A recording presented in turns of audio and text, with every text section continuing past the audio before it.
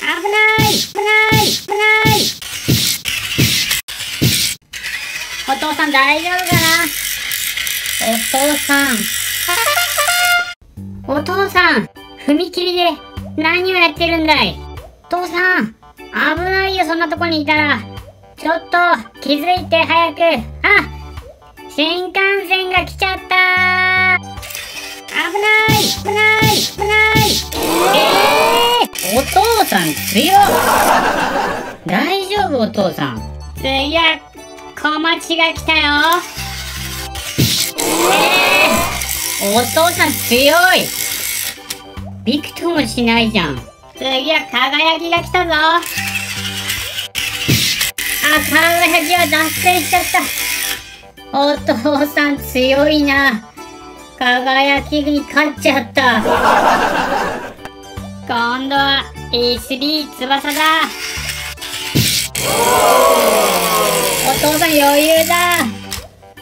ちょっとのけぞったけどお父さん余裕だったね。今度は800ツバメだ。お父さん大丈夫かな。お父さんなんでそんな強いの。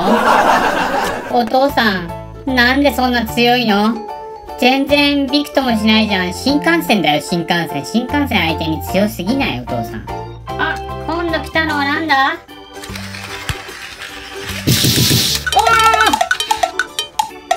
お父さん大丈夫。ほらダメじゃないか。ここに書いてるの読んだ。やめようね。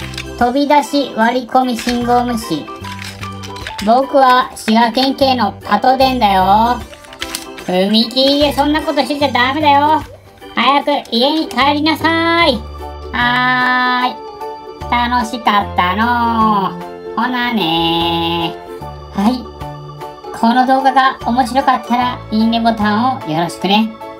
あと、お父さんが強すぎると思った人はぜひともチャンネル登録をよろしくね。